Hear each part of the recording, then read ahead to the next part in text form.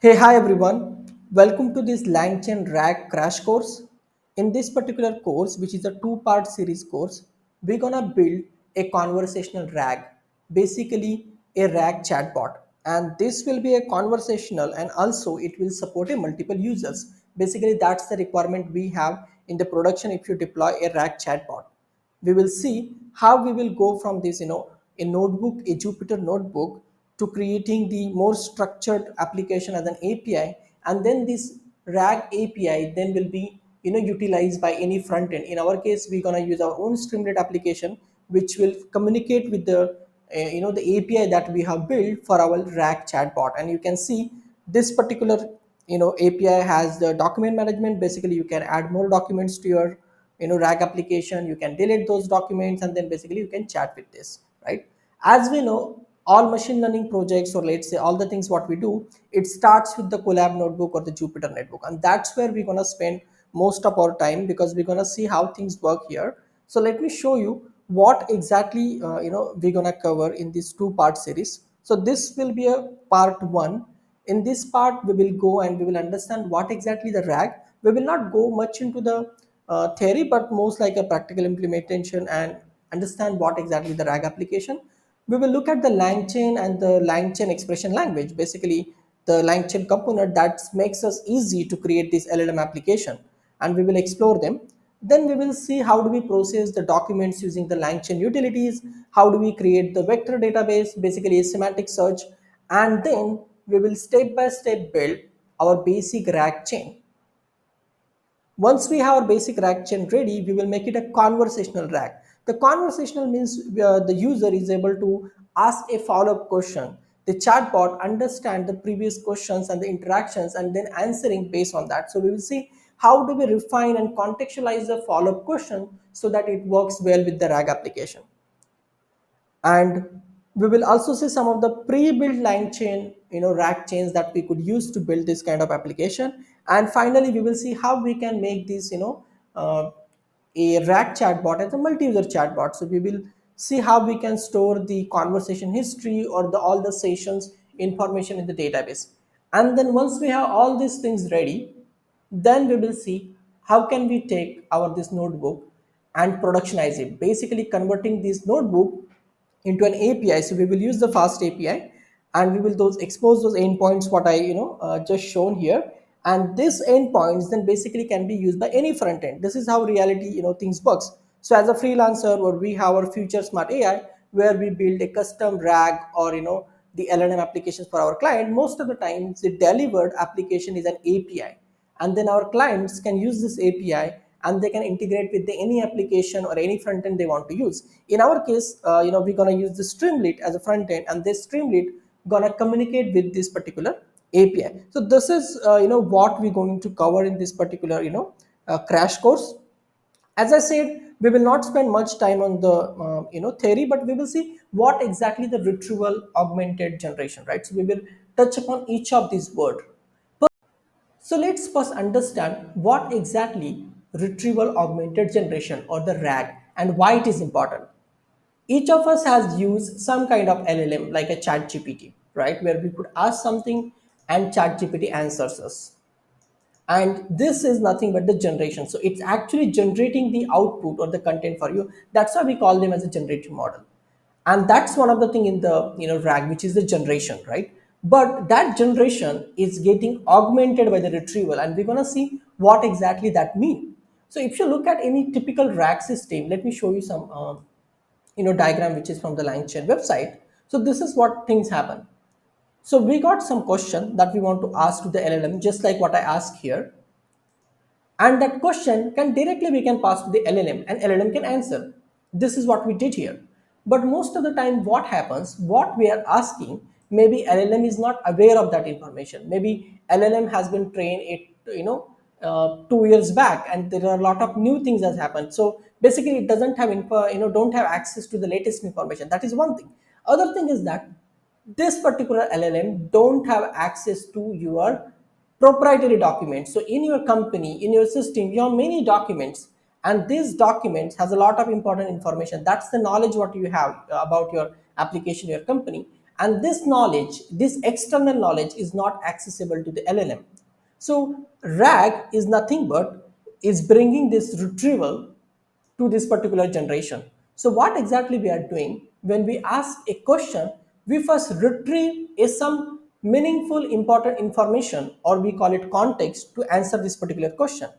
And then rather than just passing only question, in the prompt we take the question and the retrieved document, we call it as context, these both things go, and then LLM is able to answer. So this way we are able to augment the LLM with the retrieval, and that's what we call it, the retrieval augmented generation. We are retrieving our own documents, and then we are augmenting, we are putting them inside the prompt, and then we are getting the generated output. And that's the whole idea of RAG, and which is very much important, right? Because you will never have an LLM which is up to date, right? And you always want, or you might not want to expose your data to everyone. So you're definitely going to require some kind of a system, that can give LLM what is needed to answer the question. So that's basically, retrieval augmented generation. And typically the process involves, so you got a lot of documents, we will see this inside the code. Let's say you have a lot of documents, you need to split those documents into the small part, let's call it chunks. And then each of these chunk we convert into the something called a vector representation using the embedding. And then this gets stored into the something called vector store or vector database. These are the specialized database which are good at storing these large, vectors, and we could use them for the semantic search. So basically, if I ask any question, how do I make sure I get the relevant documents where, retrieved here? So this is the small theory about, what exactly the retrieval, then the augmented, and then finally generation the answer, so which is basically the RAG. Now let's get into the code, and we do all these things what we just discussed, or I shown you what we're gonna cover. So let's do the first thing. Let me install the required. I think I already run. So let's see what we have installed here. So we have installed the Langchain. Then there is something called Langchain OpenAI. So if you're not familiar with the Langchain ecosystem, we can see what does Langchain provide. So basically the Langchain is a framework, using which we can build a LLM, or the large language models application. And Langchain has to offer a lot of things. So basically it has a Langchain. There is something called LangGraph, which is basically you could build AI agents using the this LangGraph, and you could even deploy it on their cloud. If you want to see what exactly the core component it has, so something first thing it has is the Langchain core. Basically this is the Langchain expression language. We're going to see it what exactly it means. Basically all the LLM, the the prompts, all those things are come under this Langchain core. Then there is something called Langchain community. Each of these community packages, like let's say Langchain has some integration with the OpenAI, or maybe Anthropic, or the ChromaDB. So each of them have their own packages, so that goes under the Langchain community. And finally, the Langchain, which is the thing about the chain, the agents, or all these things what it has. Then LangGraph is for those building the agents. We are currently focusing on only the Langchain, okay? The Langchain part where we are building this RAG application. And don't worry, we're gonna see exactly what this Langchain expression language and why it is really good. First of all, why do I use Langchain? Because I use this frequently, right? One of the things I like about the Langchain is basically it brings some structure to our application. And the second thing is it becomes easy for me to switch between the different language, different LLMs, right? I could easily switch between the OpenAI from Anthropic, and I don't need to worry about it. Other thing I like about the Langchain is the Langsmith, because Langsmith is kind of a monitoring and debugging tool where we could see what's happening under the hood, and we're gonna see this thing throughout this course. All things we are learning, we're gonna start with the basic, and we're gonna understand what's happening behind the scene whenever you run any chain, what's happening under the hood. So we're gonna see that thing also, right? And so the two primary reason, at least for which I use the Langchain, is first is the Langsmith. I like this debugging tool. I could see what's happening there under the hood, and that has improved my understanding of Langchain also. And the Langchain itself, because it makes easy for me to switch between the LLMs, and it also brings some structure that my team can follow, or let's say everyone follow. Okay, let's go back to our the collab notebook, and let's do what is the next. Okay, first of all, let's bring this Langchain version, so that you when you refer this particular thing, notebook, as I always share my collab notebook, or it's a blog post, or maybe I upload on GitHub. So don't worry, you don't need to worry about this code. You will have access to this particular code. Next thing you could see, I'm using OpenAI key because I'm going to use OpenAI LLM. Now here in this tutorial, I'm showing you my key here, right? Usually you should read it as some kind of a, secret or something like that, but I just kept it here. After this recording, I'm going to delete this particular key, so you won't be having access to this key. So we have the OpenAI key because we want to use their LLM, and then as I mentioned, we want to use this Langsmith, and just within a few minutes you will see what exactly the Langsmith. And to have that Langsmith, we also require the Langsmith key that you get from the, if you go to the, I guess let me show you. If you go to the Langsmith, you can get that key here. I think here it is. I think go to the app. Yeah, basically here you can log in and you can get your, your key. We're gonna see this thing as we run the program. And what next? Yeah, so basically, we're gonna give some name to that Langchain course because this is where our all logs will be stored. Okay, so let's start with the simple thing. How do we call an LLM inside the Langchain? Because that is the basic of all what we're gonna do. So basically, in the Langchain OpenAI, as I mentioned, this is the, let's say, Langchain integration or the Langchain community package. We can import the chat models. So chat models are nothing but the ones which can accept the conversation messages or something, right? So we can import that chat model and then we can specify which model do we want to use. So we get the model instance, let's say called LLM, and then we can invoke this model by passing some query just like we pass here, right? So where it is, so I just ask something to this LLM. This asking here is nothing but invoking this, and we will get some kind of a response here. So this is the basic syntax to use an LLM inside the Langchain. And keep this particular syntax in mind, dot invoke, because that's the beauty of Langchain expression language, which allows us to each of this Langchain component. Here is this LLM that we can invoke and see what output it produces. So let's run this particular thing. Okay, so we got something here.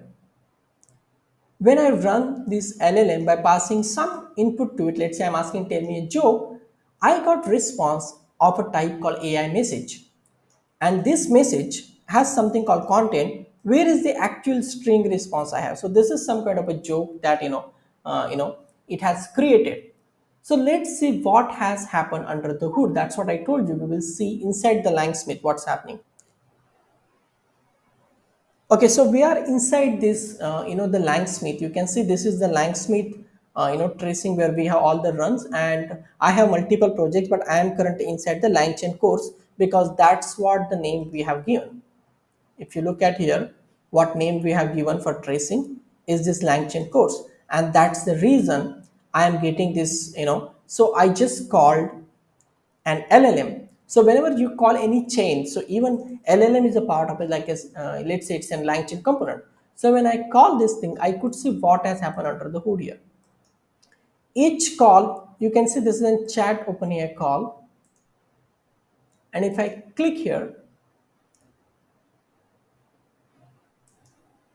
we see that human has passed a tell me a joke, and we got something called of type AI, which is the message that you see, right? So if you look at here, we got a reply or a message of type called AI message. So this is what the AI message, and whatever we have passed, sorry, whatever we have passed here, that has become the human message. So this all LLM is taking the message as input and producing message as an output. That's what we saw. But when we work with the application, we don't want this AI message type, right? We want the plain text or the string output, which is this one. So that's where the parsing comes into picture. So Langchain also has the output parser. So there are different output parsers are available. We could use those parsers to actually parse our LLM response. So it will take this AI message, which is the LLM response, and convert into the plain string or the text representation what we have. So let's create the output parser object, and then let's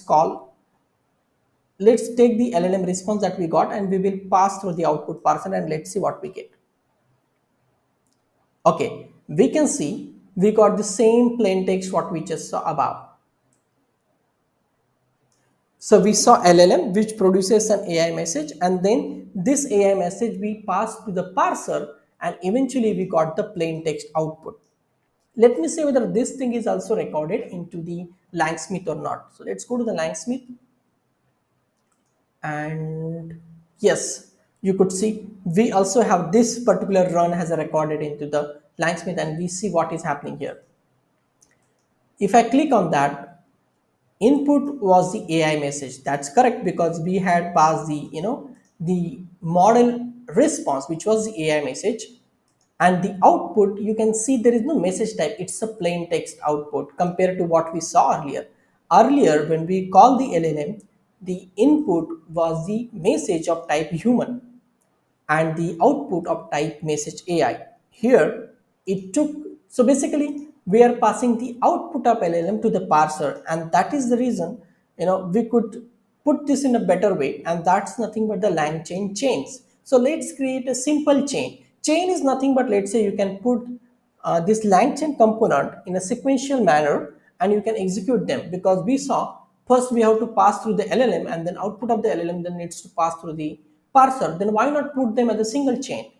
So to make the chain, we put the Langchain components, and then this pipe symbol and then the another component. So basically, if I call this chain, whatever thing I'm gonna pass, it will first go through the LLM and then it will go to the output parser and should do the same thing if I'm calling them independently. So let's run this thing and we will see again inside the Langsmith what has happened. So let's go inside the Langsmith. Okay, earlier we saw when we run them independently, we got two entries here, but now we have run, it is a part of one sequence. So you see here runnable sequence. Now let's click on that and we could see what has happened. Now this runnable sequence has the two steps. The first we are calling the OpenAI, chat OpenAI, and then we are calling the output parser. These are the nothing but the two steps what we saw. First we are calling the LLM, then we are calling the output parser, and we could see here what's happening. So when I click on this OpenAI call, the human message came, AI message got the produced, and then next step I could see that same AI message came and we got the plain text. This is nothing but the Langchain. We are able to form a chain which has done these two things, producing the output and parsing the output. But most of the time when you work with the real application, you really don't want the plain text output. You rather want output should have some structure so that you can manipulate that output. Now what exactly that mean? Let's take an example. Let's say we got some review. This is like a mobile review, and we want LLM to analyze this review and give us the structured output for that. We want to know which phone model it is talking about, what its rating, what pros, cons, and summary, what user is saying, basically, right? To define that structure, we use the pydantic. If you guys are familiar with even the FastAPI, to define the the models, pydantic models or the structure to the request and response, we also use the pydantic. So using the pydantic model, we can define the structure. So here we are saying we want to get the output as a, let's say, the mobile review. It's a type of the output and these are the fields it should have. Let's see how we can make sure the LLM is able to produce the output in this particular format. Just like we are calling LLM, earlier we are calling LLM using the invoke method. Here, before we call that LLM, we can use its method called with the structured output. So whenever we want output as a some kind of a structured like this kind of type, we can use this with structured output method, and we can pass our the pydantic class that we just created, which is basically a model that sorry, a type that we want to create out of this LLM response. And then similar way, we could invoke the LLM on this newly, let's say, LLM which is having the information about our structured output. Now let me run this thing. Sorry. Okay, let's see what happened. We got an output of type called mobile review, because we have mentioned this is what we expect in the output. And this mobile review has all these attributes that we have specified: the phone model, the rating, the pros, and the cons, which is extracted from this particular review. And this is very much important, because once you know what is output is made up of, you can extract and manipulate each of its fields what you have specified. So let's say here I just want to know what are the pros. So since the output is the variable called output, and I know that it's of a type called mobile review, and it has a field called pros, and I can simply access it. And I could see this list of the pros, what extracted. This is how in reality we build the application.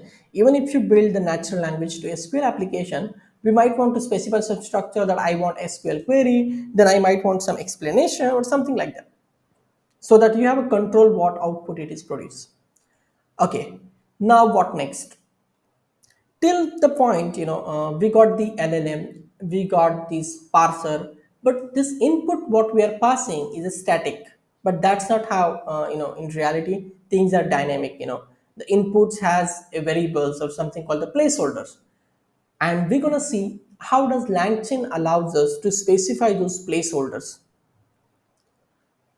So langchain has something called the prompt template. So basically templates are nothing but those strings with the placeholders.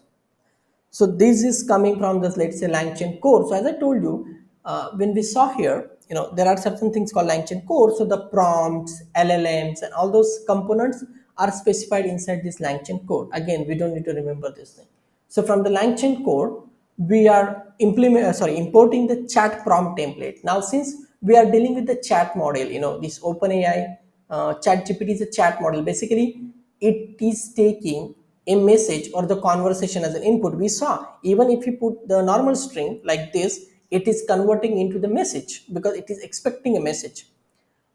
And this is how we can specify a prompt template where we have a string with the placeholder, and then we can pass this placeholder value when you are actually calling the model. But before we call this prompt through the LLM, since there is a something called Langchain expression language, what it makes, each of these components what we saw, we could invoke those each of just that component and see how it behaves, right? We saw we could invoke the LLM, we could invoke the parser, we could even invoke the chain because all of them follow the same interface. Similarly, before even executing the chain, we will just invoke this prompt and see if I'm passing value for this placeholder. So I can pass it as a dictionary. I'm passing a key value pair because there is one value variable called topic, and I'm passing a value for it called programming.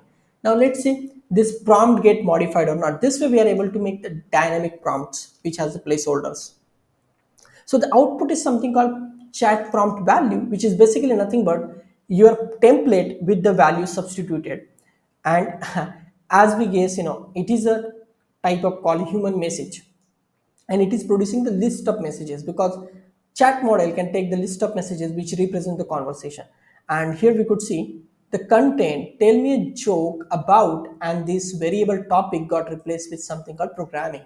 This way, using the chat prompt template, we can make our prompts dynamic because as we are building the RAG application, we saw here somewhere, right, that final prompt will be augmented with the information we got here. So in this particular prompt, we need to have some placeholder for the question, some placeholder for the context, and maybe some history if you want to make it a conversational, and all these things we're going to require there.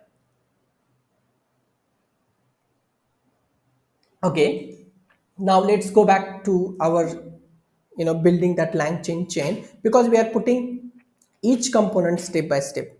Now I want to improve our chain because rather than passing a hard-coded fix prompt to the chain, I want to pass a template and then make a prompt out of it. Or let's say I want to pass the placeholder and make a prompt out of it. So the first thing I want to do is to create the prompt. And then I want to, the prompt is nothing but this, the one we define at the top. Then I want the output of the prompt, basically this thing should go to the LLM and then finally go to the output parser. Now again, this whole chain, I can execute this because this chain is expecting a placeholder called a topic. And let's invoke and see what's happening under the hood. We can go back to now Langsmith. Now we got the answer, like we got, we ask about now car drivers and we got the joke about the car drivers, right? So you could change the topics and, we could get these, it could be, what is this car drivers? Maybe I could say programmer, and we should get some, forget about the spelling mistake, okay, why do programmers prefer dark mode? Because light attracts the bugs. So this is some joke about the programmers. So this is the beauty of the Langchain expression language. This is what I call a bringing structure to your application. We can specify the prompt, then prompt goes to LLM, and LLM's output get parsed separately. Now this everything has to be a one single run in our Langsmith. So let's go and check there. If I come here in the Langsmith and look at the so we got what, yeah, so this is, so you could see first we run with the programming, then we run with the card drives, and now we run with the programmer. So let's look at the one run, expand it.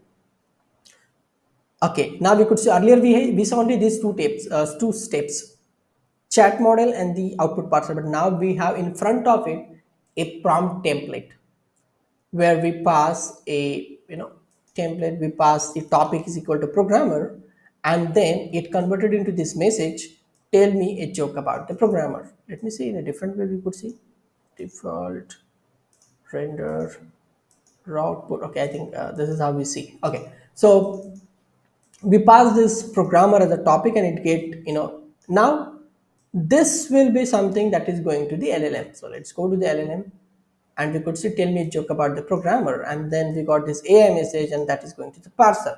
Interesting, right? This is how we build the chain. Now let's again go back to the collab notebook, and let's keep building on top of it. Now let's say, okay, I just put all these six together, a simple chain here we're putting, and it does the same thing, what we just saw. We just put all this thing in a single cell here.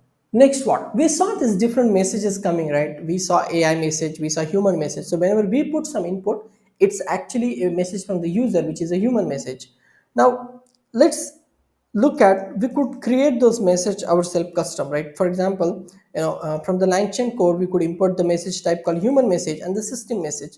So basically, you know system message usually define the character or the behavior of your agent or the bot, what it is you are creating. So usually you will see some kind of character specifying instruction there. For example, you are a helpful assistant that tells a joke, or be polite, some kind of a character specification kind of thing. You put it into the system message. You can put your context also system message, no problem.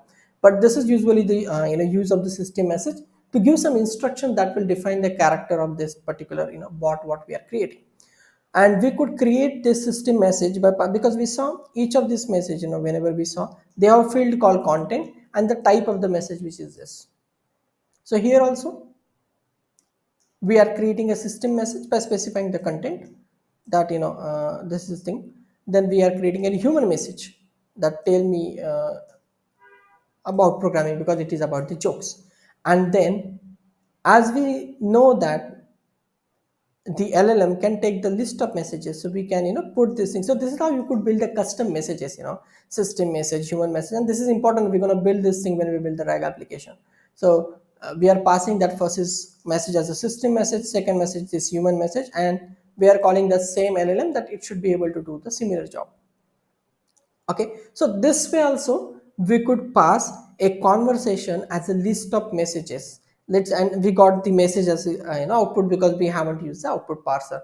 And we can once again go and check into the here, and we should be able to see that it took the two messages. The first one is the system messages, then the second was the human message, and then it produced the AI message.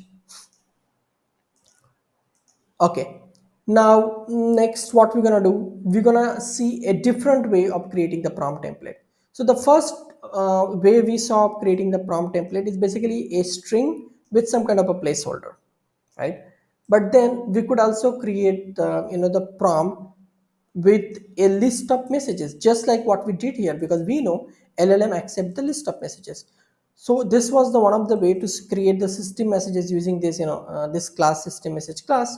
Or you could also specify one message as a tuple, where the first part in that tuple specifies the type of the message, and the second part specifies the content of that message, which is this one, content. And we could do the same thing what we just did here. And we could also invoke this particular prompt using the same way, and we can call this LLM similar way. So these are the different ways actually you could construct the prompt using this tuple syntax, or using this system messages or human messages. This way we can create this thing. Now this whole part what we saw is basically the Langchain expression language. The Langchain expression language, which allows us to put this different Langchain components like LLM, the output parser, the prompt, and create the chain, and they all follow this similar syntax like invoking method. That's why it makes us easy for us that to orchestrate or to put them in a sequence that in a way that we want them to be executed. Now, let's see how we can extend our this small chain to do a RAG, because till the point we saw all the knowledge or the output we got it from the LLM its own knowledge and not from the external source of information what we have. So let me see whether I have uploaded some documents here. Okay, so here is the docs folder what I created, and I uploaded a couple of documents here. Some company and their information. Basically, there is some company called Green Group. Now I'm not sure whether they exist or not. These are all 5 documents ChatGPT generated. So I asked simply ChatGPT, give me some fictional document that I can use for the RAG. And when I'm gonna share this particular collab notebook with you guys, I'm also gonna share this particular document. So we don't need to worry about this document, or you could use your own documents. Now let's go towards the RAG, but we know to do this, the RAG thing, which is basically a retrieval, we need our documents to be present into the vector store here, and you can't just put or dump them. You need to process those documents. So those documents could be different type. It could be a PDF, docx, or some other document type. So you need to process, you need to read those documents, split it into the smaller chunks, and then these small chunks we could embed. Basically we could convert it into the vector, and these chunks goes here. So when retrieval happens, we bring the matching chunks, the chunks which are relevant to the questions that user is asking.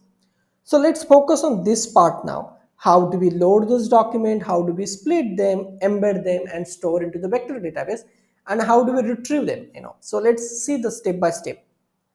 Let me go back to again, you know, the code. So this is the code which is related to the processing the document. Now in the Langchain community, we have different document loaders. So here I have mostly PDF document and the docx document, PDF and the docx. So I'm gonna use you could go and check what are the different document loaders Langchain support. I'm gonna use the PDF loader, and I'm gonna use the docx to txt loader. And there are also different splitter. How do we split this particular document? So we just saw here that we need to split those documents. So there are different ways to split, right? How do you want to split on some paragraph level, or so there are different splitters that you could use. Let me see whether you know if you go to the text splitter, you can read more about them. So one of them we are using is this recursively. So first it starts with splitting a text by the paragraph. If it couldn't find the paragraph, it will go and try to split by the new line. If it couldn't find the new line, it will try to split by the space. So it will try to split recursively, from paragraph to, let's say, this new line to do something. So we're gonna use this one, and this is also the default one what Langchain suggests. This is and we will see what it is doing. So we're gonna use this recursive character, and then we also require some embedding, right? So we will see both the embedding, sentence transformer, and also the OpenAI embedding. Let's look at the OpenAI embedding. We're gonna import from the Langchain OpenAI embedding, and first thing we do is we create the object of this splitter. So we create the splitter, and we can specify, hey, I want to keep my chunk size to be 1,000 characters. Then we know that this technique can split it anywhere. It might happen that it split on some important point where half of the point goes to one chunk, the other goes to other chunk. To avoid that thing, we will have some overlapping between the two chunks. So at least some important thing what we have is present in both the places, if it's split arbitrarily somewhere. And that's where the role of the overlap. So we will have 200 character overlap between the things. So both of it will them have that common content. And basically the length is, I guess, the length. Maybe we could specify the length parameter differently. I haven't given much thought about it. So this is what we have. Okay, let's see how we can load a single document and split into it. or split it. So I'm going to pick up one of my document, which is, let's say, docx file, what we have here. So I'm going to use this docx loader. I'm going to pass the path of the file. I get the loader, and then I can call a method called load, and then I will get the documents. So here I actually got the list of documents, and then I could use this splitter, which will split. Currently, this should be as one document because we have only one document. So let's print it. Let's print the length of the document. How many documents we got here? Which should be one because there is only one document, and then we split and we can see how many chunks we get from it. Okay, so there was only one document and we got two chunks, right? And we can look at each of these chunks. So this is how each chunk looks like. So each chunk is also a document. Okay, so basically it's a small document, and the one we saw, this should be also a document. So let me see what it is. So if I go inside this document, we know there is only one document. So this is also a document, only this is a bigger document because it has everything. But we split into the smaller document. This is one document, there is another document. If you, let's say, create the smaller one, let's say I create the 500 character, then I should get the smaller, I got now 6 chunks out of, instead of, and this only the 500 character chunk. Oh, sorry, this one is the bigger one, and this is the small document, which is the chunk. But let's say you can experiment, but ideally 1000 2000 characters are enough. So let me put 1000 character, and let's do it again. So we got these two chunks created, and we just saw one of this chunk. Each of this chunk is nothing but a document which has something called metadata, a key value pair. Here you could see the source it has stored, from which document this chunk came from, and also the page content. This is the actual content of that chunk, the text what is associated, and we care about this page content when we pass this information inside the prompt. And we could see them separately. This is the metadata, and this is the page content here properly, right? Okay, so where are we? We loaded our document, we split it, but we just did with the one document. So usually we will have multiple documents with the different data types. So what I did, I wrote a small utility function here for loading the documents, which take a folder path, in this case the docs, and based on its, let's say, data type, not data type, the file type.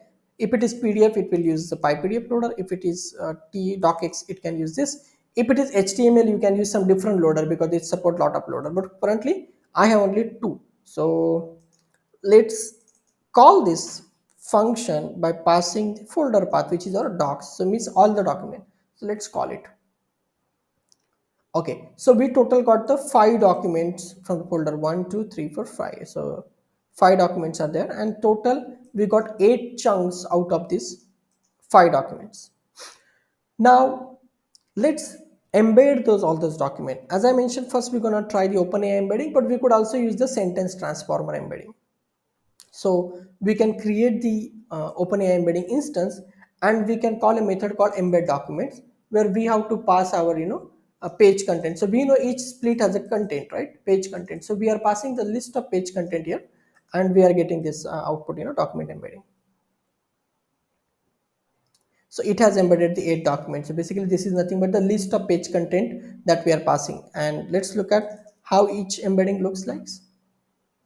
So embedding is nothing but this whole, a vector representation of our first chunk. That's what. So we have got 8 chunks. This is the first embedding of the first chunk, and we reached to this point. Now we got this embedding. Now we need to store this embedding. But before that, what if we want to use some different embedding, right? So OpenAI is one of the option, and we could use the open source embedding also. So from the Langchain community, we could also use the sentence transformer embedding. Let's say I'm using this particular model, and you could do the same thing, and we should be able to get the embedding here also.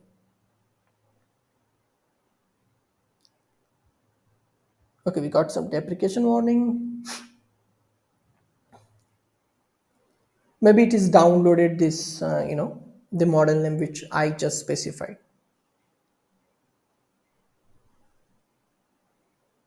Okay, yeah, it's now downloading that model, and okay, here we got the sentence transformer embedding. So you could use whatever the embeddings you want, right? Basically, Langchain is all about putting this Langchain component. Now we just saw the embedding, you know, then we also saw this, we will see now something called the retriever also, or the, vector database. So let me clear this output. Okay, so we got this embedding. Now we want to store them here in the vector store. So we're going to use the ChromaDB as a vector store. So from the Langchain Chroma, we're going to import the Chroma. For this purpose, let's say I'm using the OpenAI embedding. I could use any one of them. I'm just giving some collection names. So if you're not familiar with the, I also have a couple of videos, but they might be old now. But the vector store, you could store our documents and chunks. You could watch some other video. If I get chance, I will just put some other reference video there. And you could take this vector database, whatever, right, and we can put our documents. So basically in the Langchain, we can create this vector store from our documents, and we could give some name to it. Let's say I given some name called collection, and we can view our documents are nothing but all our chunks, because those chunks are itself our document, right? These are all the things what we got. So we got the splits here. So we got 8 chunks, the splits, and we are putting those splits inside the vector store called Chroma. Okay, and did we run this thing? No. So let's run this thing so that we create this vector database. Okay, so vector database is created. Maybe we could see the database coming here. Yeah, this is the ChromaDB vector database. So we got this all documents, and they are chunk, and they are inside this particular ChromaDB. Next, let me ask some questions regarding the documents that what I have. So we saw this document. There is some documents of green grow, some fictional thing, and we want to see, since it is a vector store, we should be able to retrieve. So we are just talking about the. Let me close this thing. We don't need this one. We're going to talk about now retrieval. If I pass the question, and these are my documents stored, I want to retrieve something meaningful. So let's see whether we are able to find the meaningful document. So let me ask this question: when was the Green Grow Innovations founded? And I want to find the 2 matching document from this vector store. Let's see what we get. So we could use a method called vector store, has a method called similarity search, or the semantic search you can call it. We had this query, and we wanted to find the matching documents from our vector store, and we got these 2 documents. So because we asked for the 2 documents, k is equal to 2 in the similarity search. So this is the first document where we are printing the source of the document, and we are also printing the content of the document. So source seems to be Green Grow company, and the second source is also from the same. So we got some 5 different files, and we could see it has chosen the matching chunk which is relevant to the green row. That's a good thing.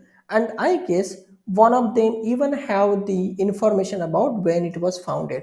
So basically semantic search is working good. Out of all these chunks, it is able to find out the green grow, when the green grow innovation is founded, the matching document. This is still not the answer. We just got the matching document, right? So retrieval augmented generation, whenever we get the matching document, this document needs to pass through with the question to the LLM, then only we will get the answer. So let's go to the next step. What we have: vector store and array. But this vector store, we can't use this invoke method. So we can't put vector store, right, inside the chain what we saw earlier, right? Where it is here, invoke. We can't do that thing. So we need to convert it into the retriever object.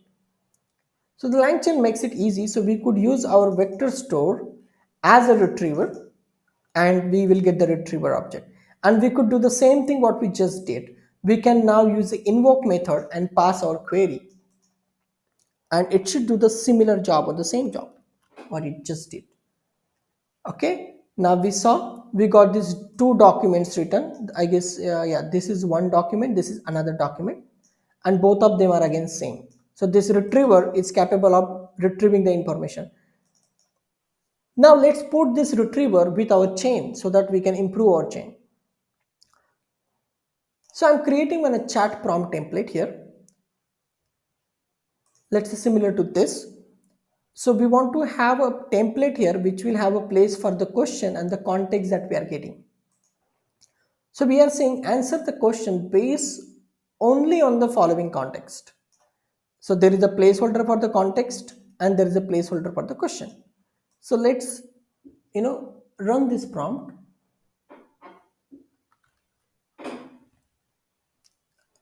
Now let's create the RAG chain. First we will create this chain ourselves, and then basically we will see what pre-built chain we got from the Langchain. What is in our chain? You see this one new thing here. I will explain you what exactly that means. But look at the chain. Chain has two components here.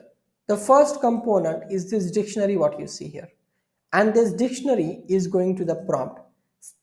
You don't see any LLM here because we are just putting a retriever, and we want to see whether we can get this dynamic context and dynamic questions or not, whether the prompt is getting popularly.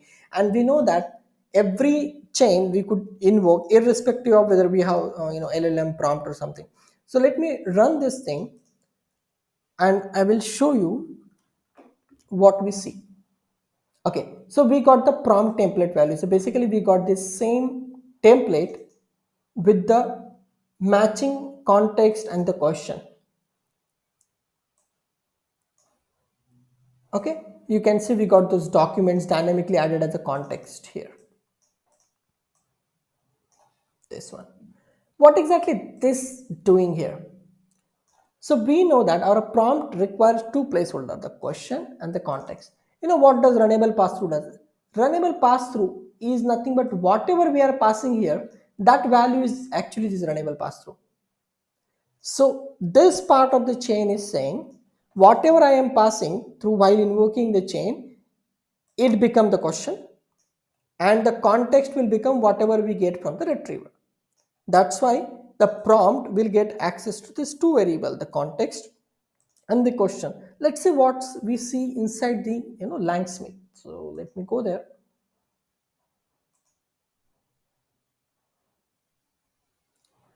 Which one we ran? Let's say this one.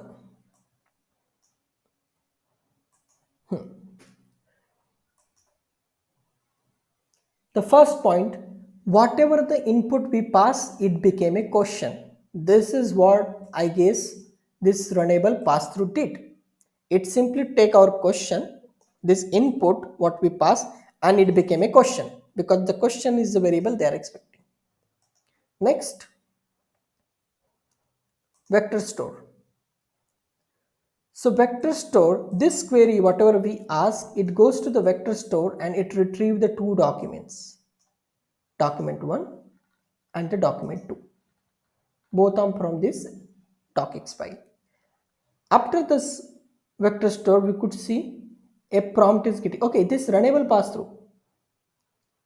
Yeah, basically it is doing the same thing. Our input is just converted into that query. That's what it happened here. And this both thing happened parallelly. That's what this mean actually here. This represent is both the steps, that we got this input, it became the question, and we got these documents back, and then these documents and this question should be used in the chat prompt template. Correct? This is the question and this is the documents. They are going inside the chat prompt template, and we got a message with the content, answer the question based on the following context. Here context are our list of documents that we just pass, and finally there should be a question that we pass. So we got this prompt dynamically generated based on the whatever the input. One thing, if you notice, we are passing this document objects, right? Rather what we want this content and not this object. So we should be able to pass only this content attribute and not. So let's handle that thing.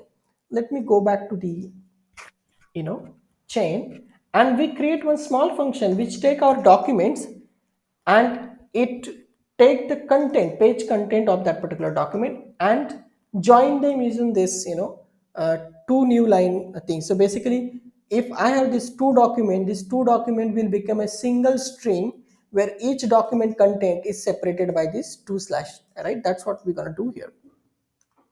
Let's run this one. And now we just modified our chain. What we want, whenever we get context from retriever, it should go through our this post processing function, and then only it get assigned to the context. And that's what we're going to do here. This step, this all things are same. Only instead of directly passing retriever here, we are taking retriever. It is going through our doc to string, which is nothing but taking this document object, converting into the single string, and then it becomes the context, and then it goes to the prompt. Let's see whether it works. Chat prompt template. Now you could see the content is a plain string, and it's a single big string till the point here, because both the documents got merged by this slash and double slash, whatever called, two line character, and then become a single string. And we should be able to see the same thing inside our. Let's click here, and whether we see the same thing. Again, this runnable parallel job, what we saw, right?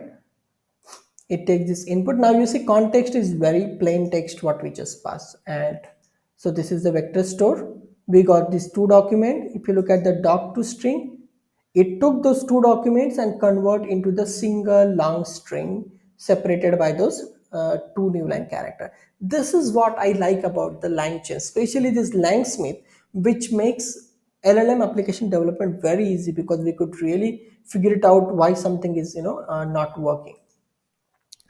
Now let me go back to the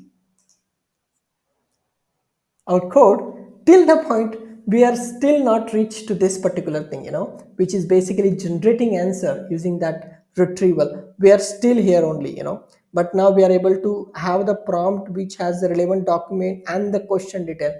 Now it's time to add the LLM to that chain. As I told you, we are building, step by step, iteratively. Now I can call it now RAG chain, where this part was already there. We got the retriever output, we pass it to the doc string, then it became the context. Question was already there, then we converted into the prompt goes through now LLM. This prompt which we saw, question answering prompt, this one, this will go to the LLM, and then it will go finally our output parser. And this is our RAG, a question answering on your document. And we got here the final answer that it was founded in 2010 based on the document that we provided. Now we reach this point, let's go into the Langsmith.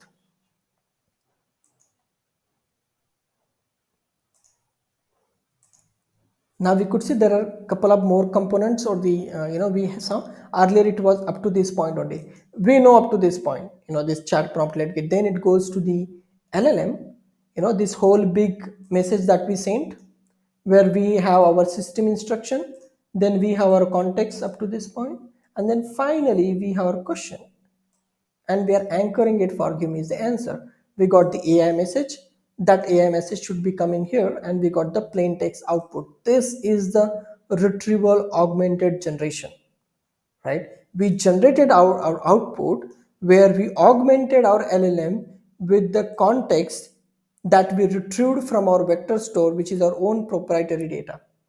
And that's how we build the RAG application using, let's say, the Langchain. This is still a question answering. It is not a conversational, because it will not be able to answer the follow-up questions, and we need to do something to answer the follow-up question. That's what we're gonna see the next now. Okay, now let's see how can we make our RAG application which is able to answer, the question that we are asking, considering our own documents. It is able to retrieve things, but it is still a question answering, basically. Okay, if I ask something a follow-up question, there is no way, or there is no mechanism to maintain our chat history so that it understand what we are doing. So to make the conversational RAG, or make it this question answering as a chatbot, first thing we want to do is to introduce the chat history. Okay, so we're going to create the chat history. So first of all, chat history is going to be the list of messages. We have empty messages, And then this is where our those custom now classes are going to be useful, because now we could create the chat history by passing those messages. Okay, so where is our first question? So here we asked some question here and we got this response here. Let's put this question and response inside this chat history, right? So we're gonna extend, means basically we're gonna add this list where we have these two messages. First is the human message, the question we asked, and the AI message, the response we got. And let's create the chat history. Okay, so chat history is nothing but our list of messages, where first message was this human message what we put in now. This is important. Now we will see how we can pass this chat history so that we can make it more conversation, and how it can handle the follow-up questions. What exactly follow-up question mean? Let's say the first question I ask, when was this green grow innovations founded? This is my first question. If I ask second question like where it is headquartered, this is a follow-up question, because I'm not mentioning about whom or about what entity I'm talking about. This is a follow-up question. I'm saying where it is headquartered, it means there must be some earlier context to it. That's why I'm able to have a follow-up question. Imagine if I only take this follow-up question, which is where it is headquartered, and try to find the matching document. So let's go back to this diagram. If I take where it is headquartered and I got documents about different companies, maybe they have their different headquarter information. So basically, if I only ask where it, what is that thing? Where it is headquartered, it means out of all this document, it can find any document that match with the headquarter, because it don't know which headquarter I'm talking about, which company I'm talking about. That's why it is very much important in the RAG application, if it is a conversational RAG, to take the question and contextualize it. So basically that question needs to become a complete question that can be used to find the relevant document, and that's what we're going to do here. So in the Langchain terminology, we are calling it as a contextualizing our question.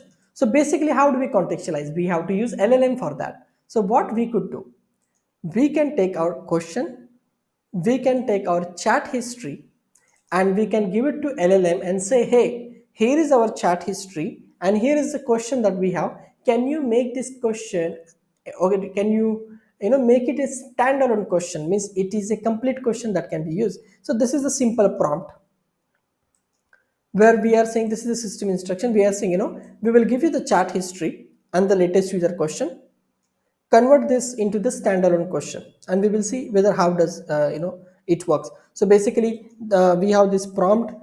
Now since we want to pass our chat history, which is going to be the list of messages, and we don't know this message type, it could be anything, sometimes it could be human message or system message or whatever, we could use something called message placeholder. So this message placeholder can take the list of messages dynamic, sometimes it is 2, sometimes it is 5, whatever your chat history. So this placeholder, his name is called chat history, and here we can pass our chat history, and then the question that the user has asked, this is that follow-up question, and this prompt can convert this follow-up question into the complete question. Let's see whether it is able to contextualize it or not. This is not the RAG, or sorry, this is not that final question answering, this is the only to contextualizing or query or question. Let's ask this question, where it is headquartered, through our contextualized chain. This contextualized prompt what we got, we pass through the LLM, so that LLM answers based on this prompt, and then finally we have string output parser, right? The only thing change, instead of our question answering prompt, we have this contextualized prompt. Let's run this chain so that we can see its purpose of contextualizing. When we say where it is headquartered, it converted into the complete question saying that where is the Green Grow Innovations headquarter? Why? Because it has access to our chat history. We are passing this chat history when we are invoking. You can see what we are passing. We are passing the input, we are passing the chat history. Let's go and check into the Langsmith.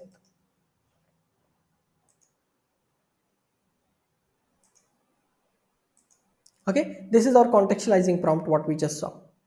Where if you look at the overall full final thing, if I click the higher output here. I could see I pass. No, this seems to be wrong. Yeah, this is the higher level. How does this work? Let me go back and see whether it is correct.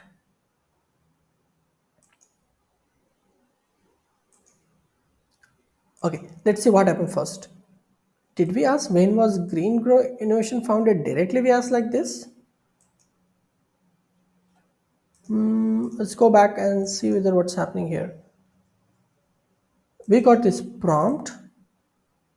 We got this chat history. Yeah. Chat history is there. Did we run it or not? Yeah, we ran it, right? Where it is headquartered. Is it the latest one we are seeing? No, maybe let me refresh.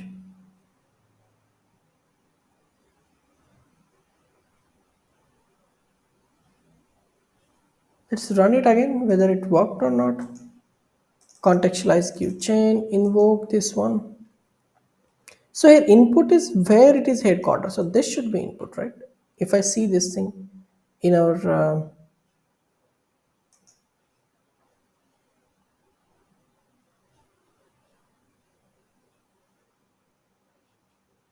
let's refresh it once again.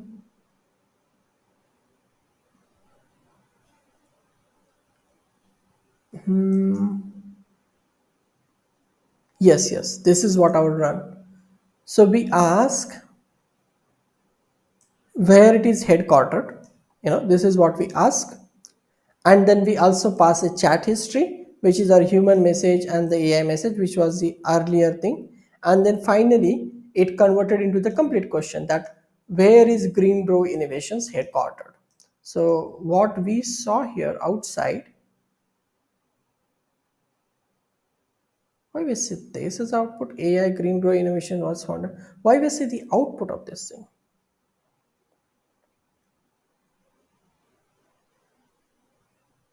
So we ask this where it is headquartered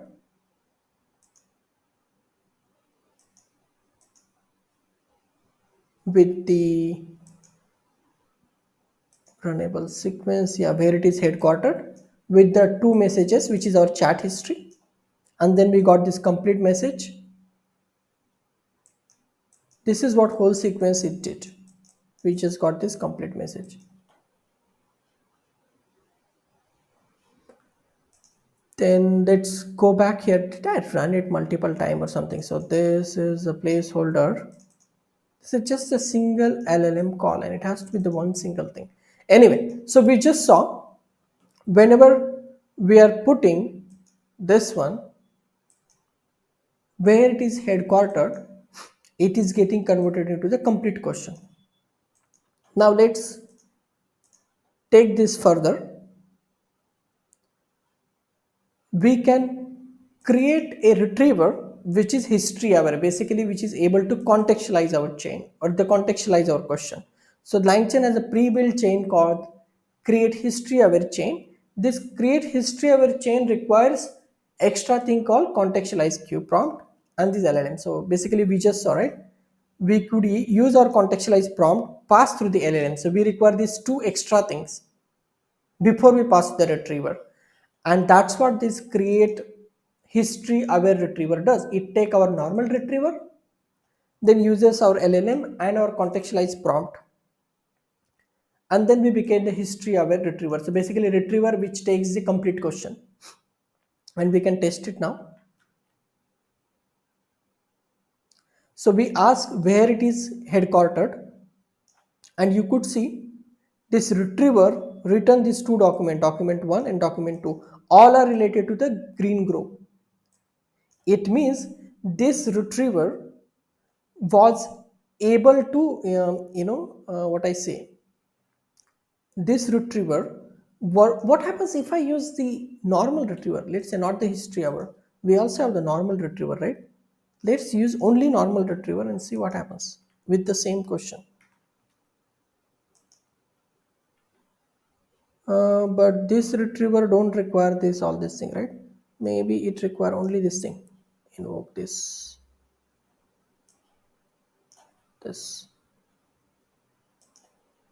Okay, so normal retriever should be able to answer this thing where it is headquartered. Let's see what we got. See, this is the problem. If I only ask where it is headquarter, it is just matching with any headquarter. We got something company called Quantum Next, and then this Tech Wave something, right? That is why the contextualizing question is important.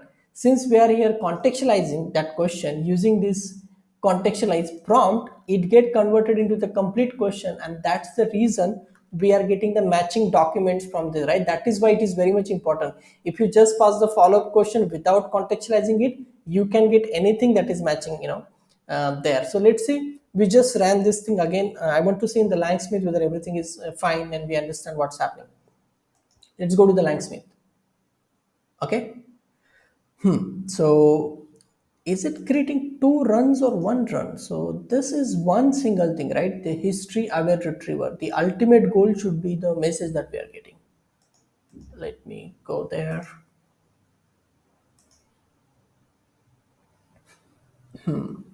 This is what?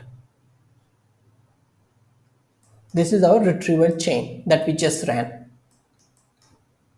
Now what it did? The first step here, what it did? It has our input where it is headquartered, and then it is bus. I guess it is just that taking this input runnable sequence. This is the next thing where we got everything executed, but inside this chat prompt template. So the first thing is the template, the prompt template, right? That's what we saw. This prompt should be getting constructed first thing.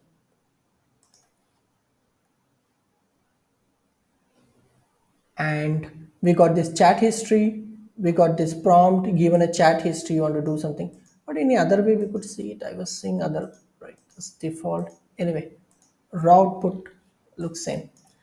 So we got this messages where we are contained, given the chat history. Do this thing. This was the, no, what is the better way to look at this? Okay, I think messages, this is the first message. Yeah, this is the first message, which is our system instruction. Then next is human message, which is our history, human message. This is the answer to that first message, and this is the new message that we ask where it is headquarter. That is nothing but our prompt is now getting generated, which is this one, a system instruction, then our chat history we just saw, and then the human input. Now this goes to LLM where it will contextualize. So given a chat history, which is this three messages we just saw coming from the chat prompt template, and we got the AI message, which is where is the green road. And then, okay, it's going through this parser basically, plain text. And then this goes to the retriever. So we saw when retriever runs, it is taking the contextualized query and not the original query. Original query was what? The original query is where it is headquartered, but when the retriever runs, it has taken the contextualized query. That's why we got the proper documents. That's why it is very much important to contextualize. I used to call it as a refined query, but now I also call it, let's say, contextualize, because that's what Langchain refers.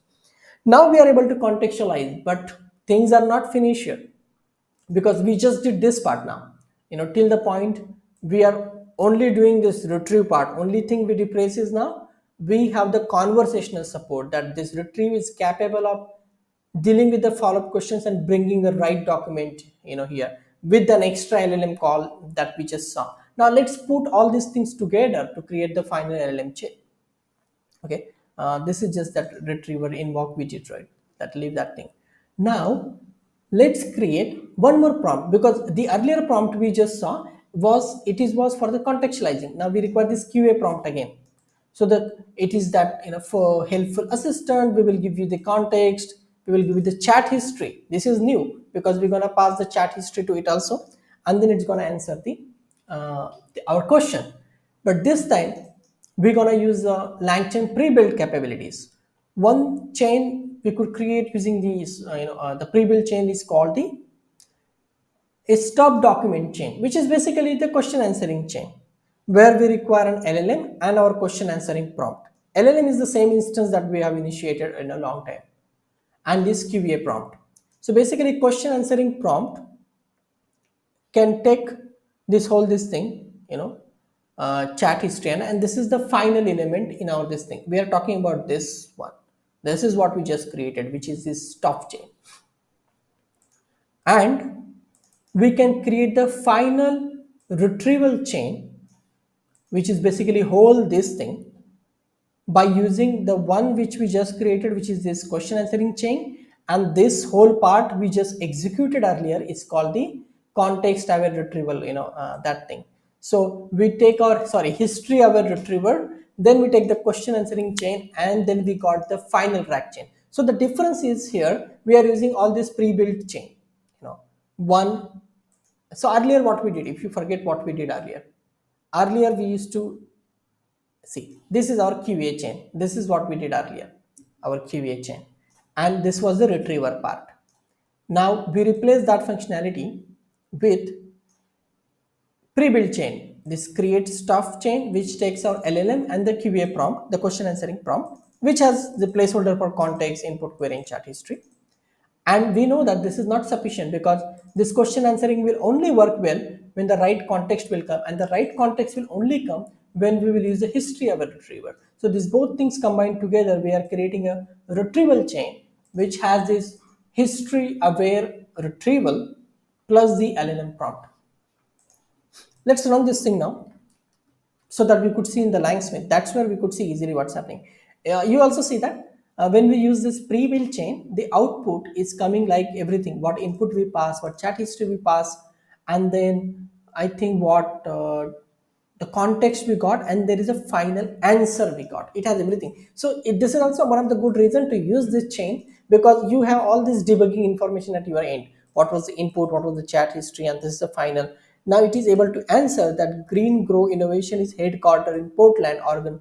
There it is headquartered. So this is actually the RAG chain. It is taking the relevant document, considering the follow-up question, and actually answering it rather than just returning the document.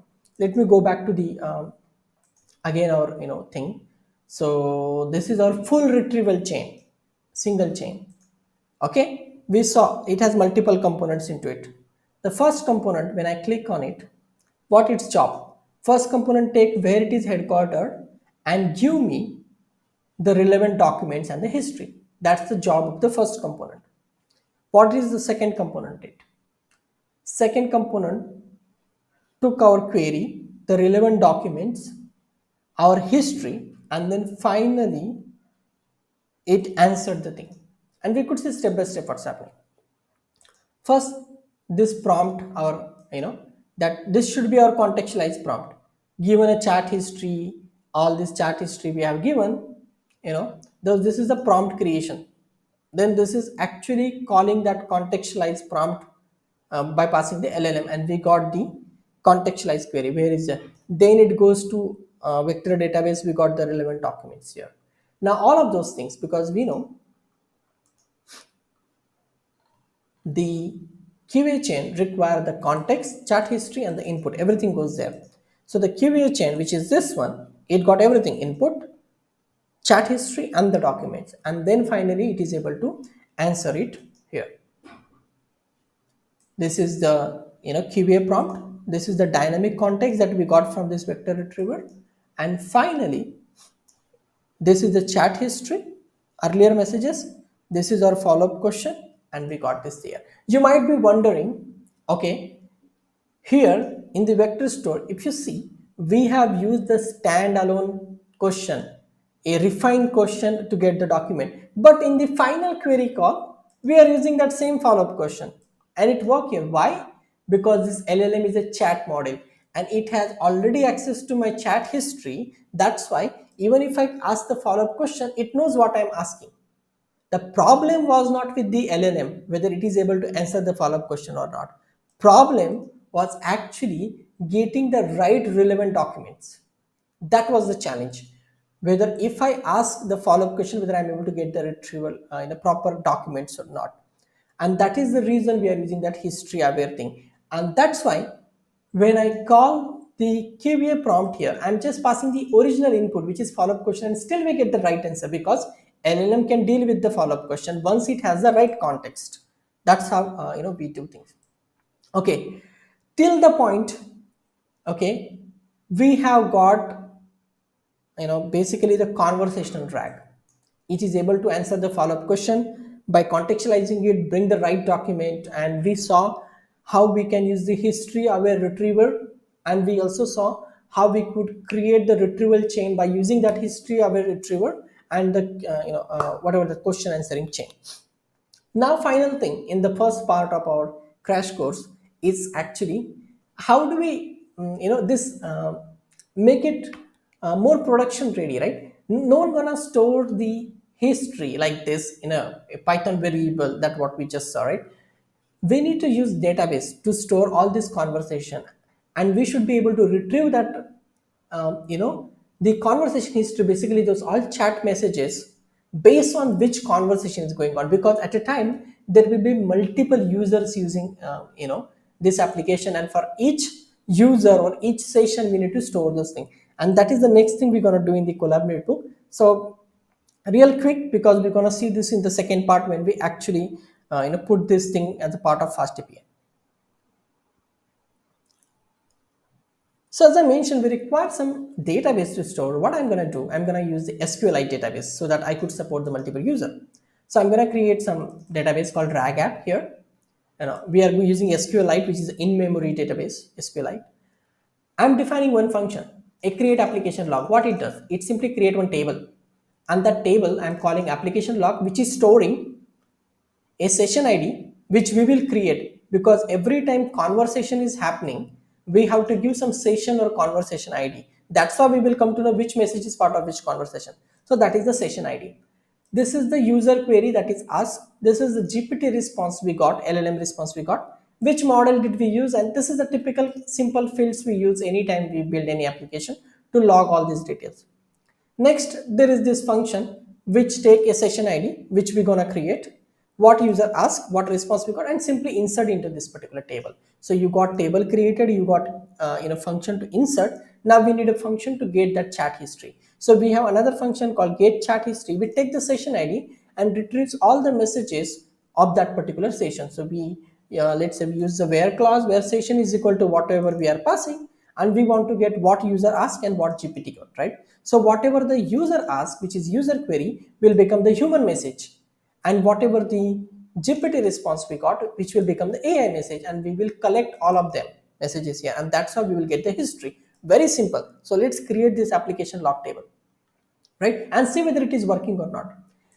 And as I told you, we require a single session ID to that particular conversation, so that because when in real application it will work, there will be multiple users will be chatting, and they might be having multiple sessions. And this will be more clear when we go to the fast API, because then you will thinking like in a backend. How do I generate that session ID? When should I generate? How do I know whether it is part of the same conversation or not? That happens here. But let's say for simplicity, okay, I got one message and it is a fresh message, because let's say when they sent me a message, the session ID was empty. It means there is no ongoing session. So I created a unique ID using this library, a session ID, and I want to get some chat history for it. But currently I'm just printing to show you. And let me ask now, this is my current question. When was the Green Grow Innovations founded? Let's run this thing so that things become more clear. Okay. You see, the chat history is empty because this is the new session. And for that session, there is no information in the database. And I asked when was the Green Grow Innovations founded? And this is what the human message, which is what I was. And this is the Green Grow. Now, if you see, I have inserted this detail now inside the database. In insert application log, I have put this session ID. I have put the question that is asked, the answer I got, because that's what we saw. It can take the session, user query, GPT response, and the model that we use. Now we got some history. Now let's ask a second question, which is a follow-up question, where it is headquartered. So whenever we get such a follow-up question through our API, the UI will pass this session ID. So when we give our first response this, we should also send this session ID to the UI. We will see this thing. As I telling you, we will build this APIs so that you understand it better. But for now, I'm just saying, whenever you respond, you have to pass this session ID to the UI via API. So that next time when it asks this follow-up question, it will give you this follow-up question, but it will also pass the same session ID which is part of this conversation. And if you use that same session ID again here, then you will find there are some messages in your database. Now what we are printing, you can see the chat history has our two messages. First message was, when was this founded, and its corresponding answer. And this is my second question which I just asked, where it is headquartered, and it is able to answer correctly with we using our RAG chain. This is the same RAG chain that we have been using on the top. So what we just did, rather than maintaining a temporary list for the maintaining those messages, we created a database table. And whenever we answer a user query, we insert that record in the database as one record, and we also give the session ID to it, so that if we get the second question using that same session ID, then we can retrieve the history, and our RAG will use that history to contextualize this question and then answer us. Maybe we can see inside the prompt that it is doing the same thing, right? Not the prompt, in our this thing. I think it's clear. We don't need to go here again and again. Basically, it is doing that same thing. Only the thing is that history we handled using our this thing. Now imagine now new user comes. How do we know it's a new user? If API receives a request without any session ID, let's say what happens. Here I'm at the chat GPT. If I ask something, let's say I'm asking this. So first question was write a hello world in Python. Now I am in the same thread. I type this, and it is giving me hello world programming JavaScript, because it understands the follow-up question, because it knows the first question was about writing the hello world Python, and it has given me the hello world Python. The second, if I'm saying JavaScript, it means I'm actually asking about the hello world. So this is nothing but asking the follow-up question, because I'm part of the same thread. Now I'm not sure whether I should click here, because I got so many threads. Maybe there are some personal naming to those threads, so I don't want to go there. But this is what single thread. But if this what we just did is actually this one, what we did here. So we maintain the session ID and we use that same session ID for the second question. This is what we did here. But if I click this icon now, new chat, basically I don't have any session ID. So I'm gonna make a request with the fresh message, and if it is a new message, or let's say new user, we will again generate the session ID. We will give it back, so that next time it should send us, right? This is how you could maintain a database that can handle a conversation for the. You could even maintain the user ID if you want here, so that which user has which conversation. We should definitely maintain the user ID also, right? This is how you could use a persistent store, something like a database. Here I use SQLite. You could use MySQL, PostgreSQL, whatever you want to, you could use it. And a lot of people have these questions whenever I create this RAG tutorial. They want to know, okay, how does it will handle multiple conversation, how does we will come to know whether which messages to pick up. So this is what you have to create a unique identifier for that conversation, which is the session ID.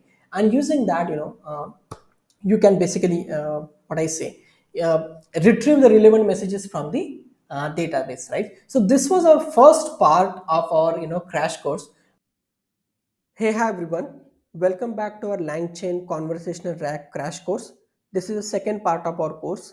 In the first part, we have built a conversational RAG, basically a RAG chatbot inside this Colab notebook.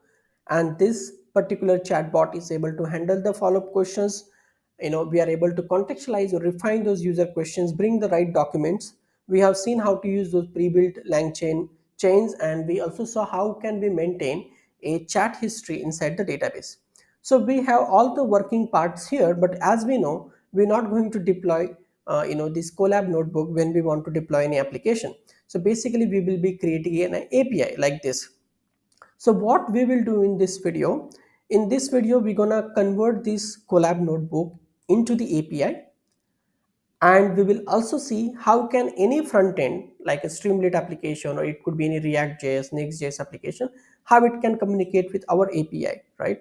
And especially we will understand how we are able to maintain the session, so that we are able to answer the follow-up question inside that particular conversation. So let's do one thing first. First, we will, see what is this API and what it offers.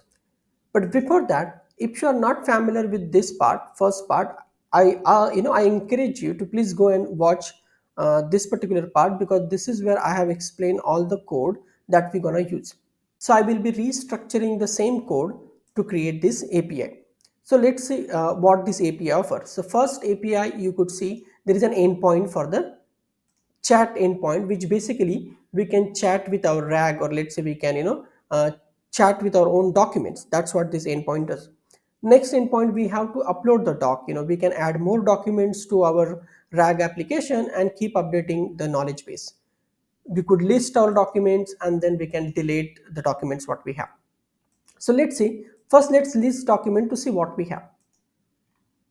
Seems to be there is no document. Okay, we don't have any document, so this is a fresh rag. And let's see what happens if I ask question to this rag which doesn't have any documents. So let me ask those same questions.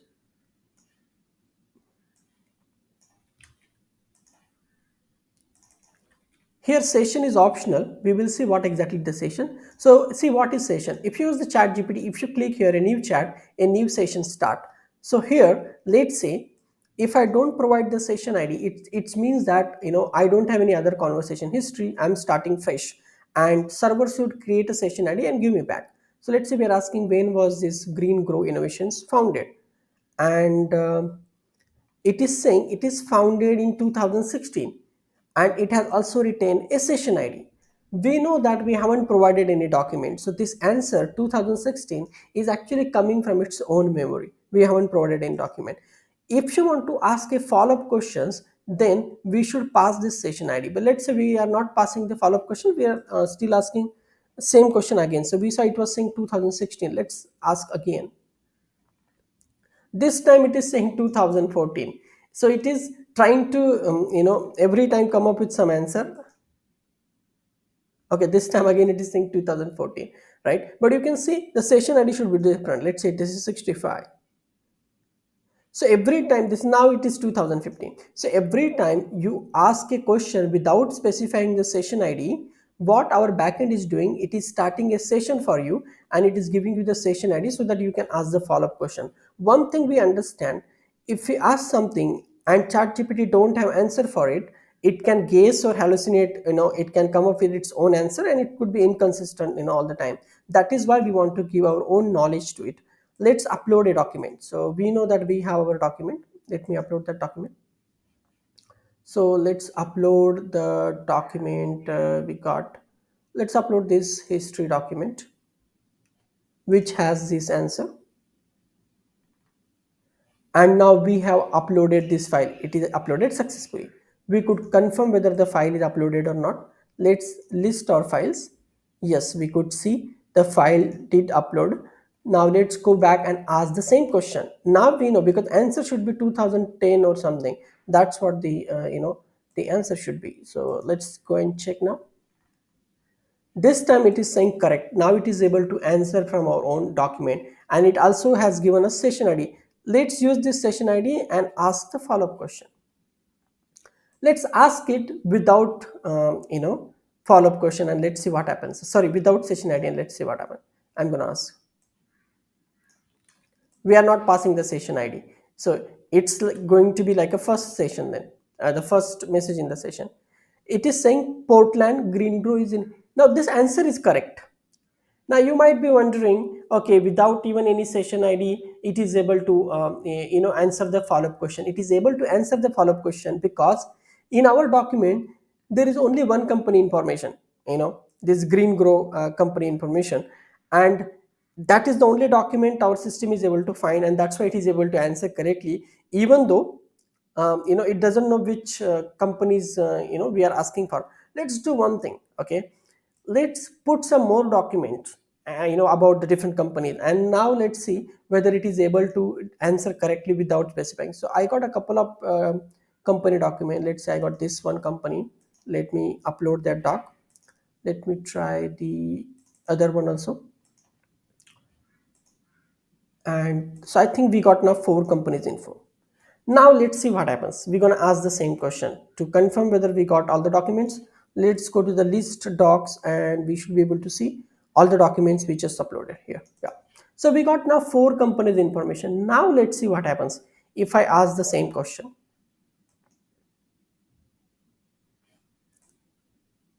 Okay, now it is failing to answer. Now it is talking about this quantum next thing. But my first question was what? The green grow. See, it failed to answer because there are now more documents which is matching the word headquarter or matching something semantically with the headquarter, right? That is why it is very much important to maintain that session and handle, or contextualize that. That's what we saw in the previous video. Now let's do this time properly. So let's ask our question.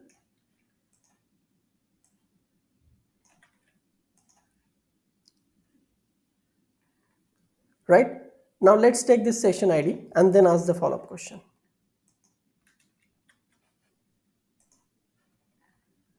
This time, if I use this session ID, it can retrieve my previous message from the database and should be able to answer correctly.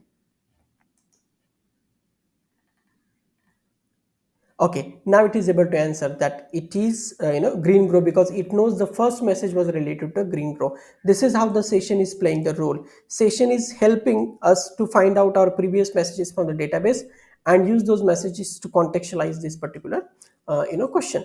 And we could also see that thing in the Langsmith, just like what we saw last time. So the first time we asked this question, right, and you could see there are multiple things what we have. And if you look at our LLM, it has only one message. But if you look at the next call which we made, which is subsequent follow-up call, it should have more messages. It should also have a history. See, it has our first question, first answer, and this is our second question. It is able to get these session IDs because we are able to send those things, in the API, because we are maintaining a session ID, and that's what we're gonna see. How do we maintain the session ID? And we can also see we can delete the document, and that information won't be accessible. So let's list and delete. I think we already know the ID. So the ID number 1 is this file. Let's delete it. Okay, let's go. Where is the delete document? Yeah, it requires an ID. So file ID was 1. I'm gonna delete now that file. So this file got deleted. Let's confirm whether it got deleted. Yeah, we got only now 3 files here. Now let's make sure whether it is also deleted from the RAG. Now we will ask a question and see whether it is able to answer, or whether it is able to get the relevant document from our system.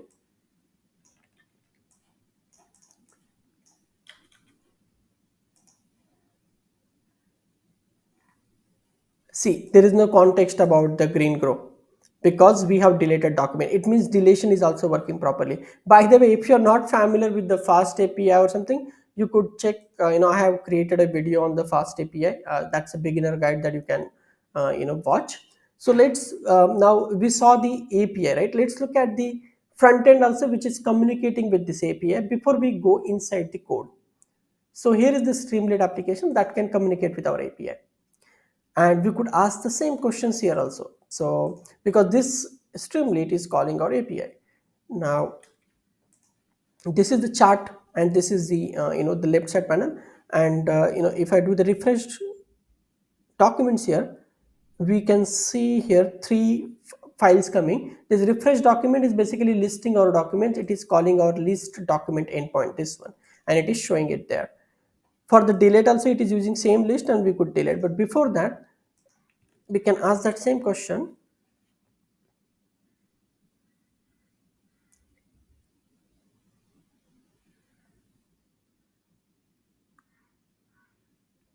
Okay, why it is taking time? Because I'm using GPT-4. I should use the GPT-4 mini. It is saying it doesn't have any information. That's good. If you look at when I loaded first time Streamlit chat here, there is no session. It's the start of the conversation, and we can check the API logs, what exactly it has sent. So this are the API logs, and we could just check. This is the request that came, and you could see the session ID was none. And our chatbot, our API has given a new session ID, so that this session ID should come next time if it wants to communicate inside the same session. Now let's ask something here. I'm just asking something, hi, hello.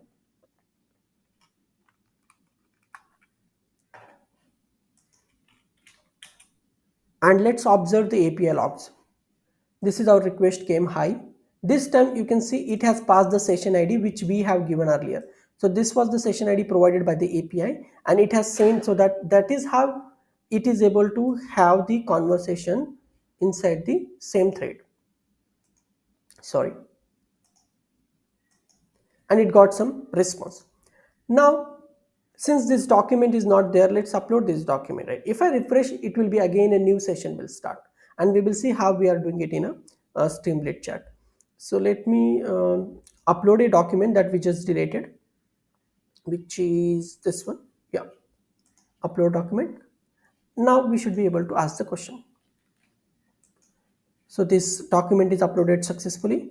I don't want to use GPT, I want to use GPT Pro Mini, and it should be able to answer. It is able to answer. Now we can check. The first time it sends a message, the session ID should be none. This is the session ID is none, and now it should send this session ID for the subsequent messages, because API gives us back the session ID when it gives the response. Whenever you don't send the session ID, and if you pass the session ID, you will get that same session ID back.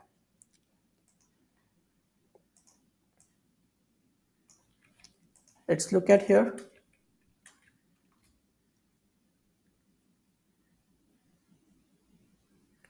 Yes, it is able to answer the follow-up question, and we could see now the request. Here is the request. This request has sent the session ID that was required, which is given by the backend API, and this is how it is able to have the conversation. So multiple users can interact, and whenever they start a new session, or whenever they refresh, the new session ID gets generated for that particular conversation. Okay, so let's get into the code. So we will start with the Streamlit code first, right? Because we just saw the API endpoints, and let's say someone exposes these APIs to us, we could use it. So what you see here on the Streamlit, the right side part is where you see the Streamlit chat or some a conversation window, and the left side panel, we got some model selection drop down, we got some upload document section, we have some section to uh, you know list of documents, and we could even delete one of these documents from here. Now let's look at the code. So I have structured code here, API and the app. Let me go inside the app, which is the Streamlit app. Here, the Streamlit app, as I mentioned, it has two sections, the sidebar and the chat interface, what we just saw. So whenever this Streamlit application loads, it does two things.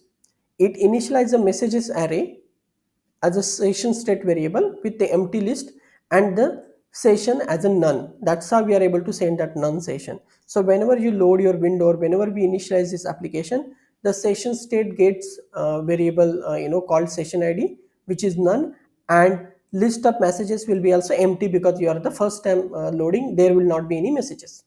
Now let's look at first sidebar. If you go inside the sidebar, as I mentioned, we have a model selection drop down as a sidebar. Next, there is an upload document section. You can see here, this section is related to the upload document.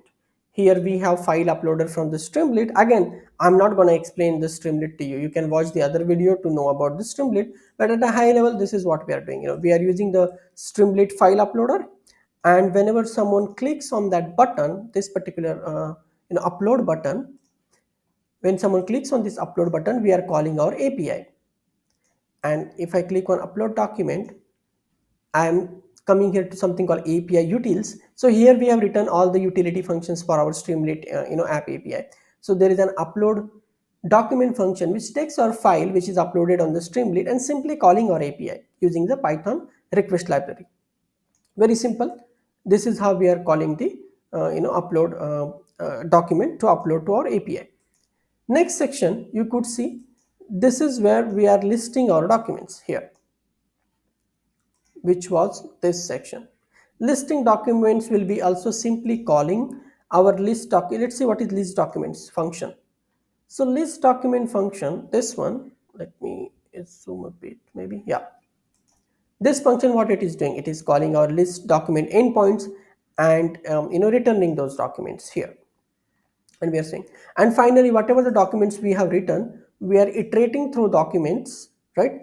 And then we are calling the delete endpoint, where it is delete, yeah, here, right? So whenever they select, we get the selected file ID, and if they click on a delete document button, we simply call our delete document endpoint. We just require the selected file ID. So this is our drop down. Whenever you select, it will have our selected file ID. When you click on the delete document, we are calling our delete document endpoint, and basically it is just calling our delete doc. And after deleting, what we are doing, we are just refreshing our documents again, because once we delete, we need to refresh our document. So the code is very pretty self-explanatory code. And don't worry, you will get this code from me, so you don't need to remember this thing. I will be giving this code also when I publish the video. So just we look at the sidebar, which is simply calling our APIs for a particular use case. Now, important part is the chat interface, the conversation, part here. Let's look at that code, which is inside this chat interface file. Once again, if you look at our Streamlit app, it is loading the sidebar code from display sidebar. This is the sidebar.py, and for the chat interface, we are loading the code from the chat interface. So I just structure it in a that way. So chat interface, first thing what you see on the chat is the list of messages of our conversation, and where they are stored. They are stored in your session, because we saw these messages, in the session array. So first, here code snippet is simply going through all the messages we have and displaying those messages using the Streamlit chat message. That's what it does. Next is this input window, where user can put their prompt or their input that we need to answer, and this is nothing but this part. So whenever there is some message in this, this thing, we will also display that message. Let's see, if I say something, see, we are displaying, and then we are calling the API to generate the response. And whenever we get a response, we just display that thing also. That's what here happening. We are calling an API. This is where our chat endpoint we are calling, right? This is our chat endpoint we are calling by passing whatever the question user has, and we are also passing the session. From where we are getting this session? Because we store in the session state, Streamlit session state. And first time this session will be the empty, because that's what we do when we initialize this application. The session is none, and we are sending that detail. This is typical calling, and this part is nothing but that extra information that we are showing, just like a debugging information if you want to show, this way. So very simple code, I would say, pretty self-explanatory code, just calling our own APIs. This is how the front-end devs will call if they are using some Next.js or React.js to build some chatbot widget or something. They will be calling our API like this. So this was our Streamlit code. Now let's look at our API code, and that API code is nothing but the whole code what we had written here. I just restructure that code. So let's look at the what kind of files do we have. So first thing we have is a main.py, which is our entry point. All these endpoints we have specified in this particular file.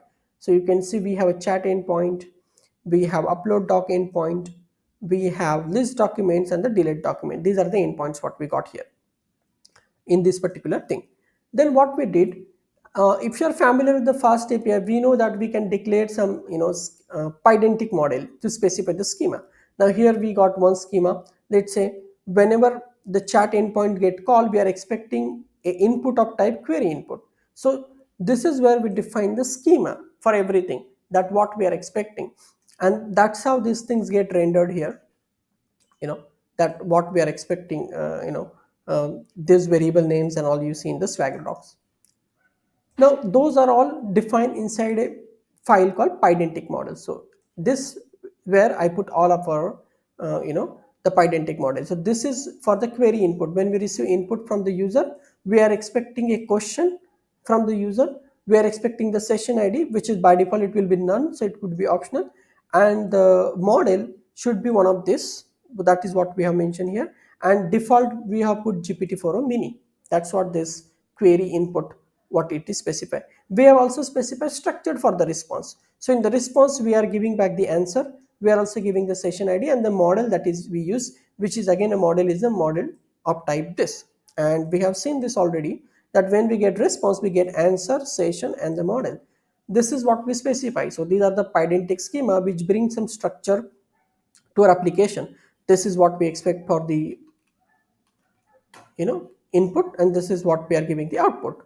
And then we also have some other schemas specified for the other endpoint. For example, this is for the document info. We will see. First of all, these are the schemas where we mentioned.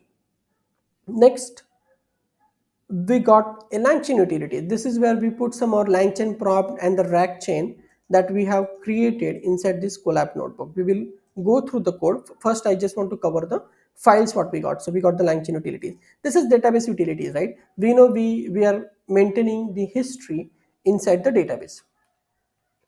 And this particular file has all our DB function, right? Creating our table, inserting application record entry, maintaining the chat history, and all sorts of things are happening here. And then finally we got the chroma utils, basically all things related to the vector search, like indexing, splitting those document. That code is here, which is also again came from our collab notebook. Now let's go step by step. We will cover each endpoint code. Let me go back to the main file and let's focus on the chat endpoint, what's happening, which is this one up to this point. Now in the chat endpoint, as I mentioned, whenever someone calling the chat endpoint, this function get invoked, right? And it is expecting the query input. We just saw it sitting. Then we take a session ID from it. We are just logging this information in our log. And if there is no session ID provided, we generate the session ID. That's why you get the session ID back. Next, we try to see for this particular session ID, do we have any chat history? So if I go to the chat history, it is the same function we saw into the collab notebook. It is simply checking our application logs table and see whether we have any messages for the session ID that is provided. That's what the chat history does. And when we get the chat history, we get our RAG chain. And RAG chain has that same code that we saw in the first part, where give me a minute, sorry. Yeah, so here the RAG chain is taking the model name as an input, and then basically we declare our LLM here. We are using this history aware retriever, which require an LLM retriever and also contextualized prompt. This is where we are handling the follow-up question and the retriever together. That's why we are calling the history aware retriever, and that's what we saw last time. History aware retriever, I guess. Yeah, here history aware retriever, where it is, this is what we saw earlier. That is the same thing I'm using. And then we are using the pre-chain pre-built chain called create stuff documents chain, this one, which takes creates, this is the question answering chain. Basically this is the same chain we saw yesterday. It takes the LLM and the prompt and we get the question answer, and then we can combine. Now this is the retriever with contextualizing for follow-up questions. This is the question answering, and then we now combine together to create our final RAG chain, and we are just returning that chain here. That's the small thing this function is doing. And we got the chain, and we simply invoke this chain with the input what user has passed and the chat history what we have, and finally we returning the answer in the response. This is where we are returning the query response. That's what the chat endpoint does. So most of the things what we saw yesterday are actually here. Let's look at what happens. So when we get the answer, we also want to maintain the chat history, because if we get a subsequent follow-up message inside the same session, we should be able to retrieve that information. That's where when we get the answer, now we are inserting, before giving the response, we are inserting the details in the database using this function insert application log. So insert application log, so we have table called the application logs. We are adding the session ID, what user asked, what GPT response, and which model was used. That's what we did here. Next, let's see the other endpoint what we got, the upload doc endpoint. Here what we are doing at a high level, we are expecting a file to be uploaded. We are checking some type that we only allow this file. You could have your own logic here, and then basically we write that file to a temporary location. Why I'm writing file to the temporary location? Basically, this utility we are using from the Langchain, it is expecting a path, file path. So we are just writing that file to the temporary path, and then two things are happening. First, we insert that record inside our database table also, and then we insert into the ChromaDB. So let's look at the insert document record. If you look at insert document record using a different table called a document store. So let's look at once again what utility functions we have. So we have seen this function yesterday. So we got function to get the database connection. This function create our application log table, and this function when we just saw create our document store table that we just gonna use. And the insert document record basically take the file name and insert into the document by giving some incremental id, and we get some file id. This is the same file id we saw when we are dealing with the listing of the documents. This file id and the file name coming from this document store table, and we are using the same information even to delete that particular file. So let's say once we insert into the table the details, next thing we want to do, we want to make sure we index that document. We take that file path and we take this file id. Why file id? I will show you. So if I go to the index document, first thing we use that same logic what we yesterday used.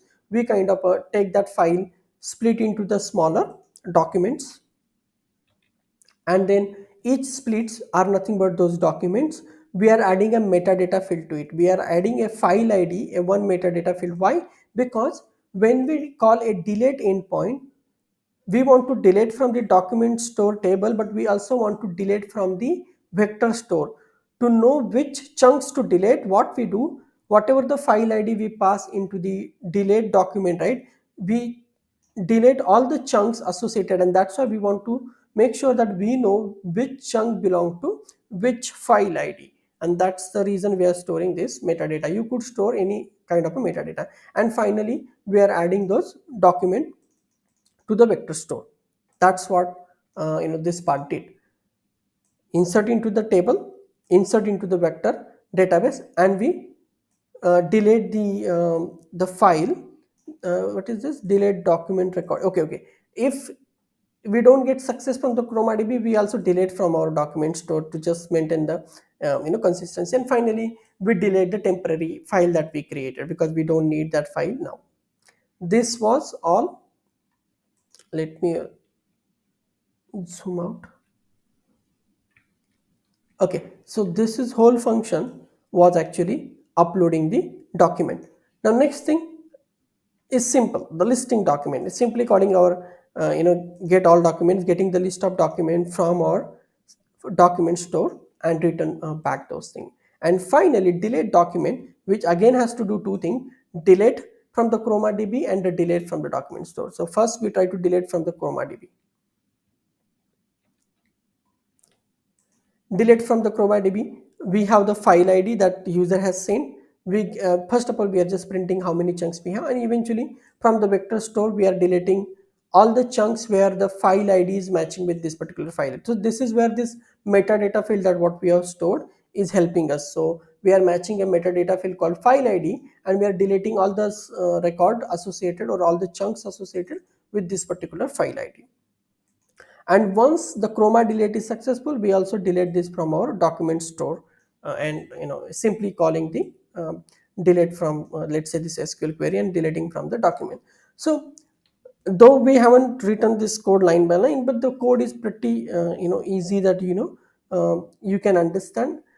So basically this is how we converted our collab notebook which we had here into some kind of a structured FastAPI application where you have entry points, where we have stored all the structure associated with the okay, I think we missed this the document info. Let's look at this one.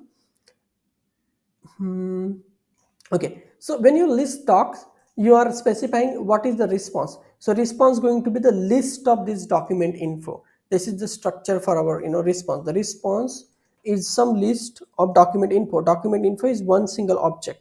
And how, what we have specified, document info is nothing but each document will have id, it's a file name, and when it was uploaded, and that's why we are able to get this thing here, right? So this is all nothing but the defining the structure for your request and the response, right? And we should follow this thing whenever we build application, that we define a structure or a kind of a data type. These are identic models. That is also helpful to understand what is expected and what is the expected response we're gonna get. So yeah, so we had this pydantic model. These are all our entry point data API endpoints are here. Langchain utilities we kept here, the database utilities we kept here, and the chroma utils we kept here. And this is just the application log that we are logging.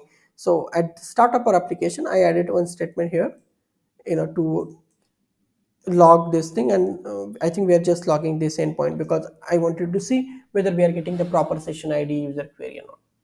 So this is what we have already seen how to use this api endpoint. Basically, this is Streamlit application I'm running in the environment.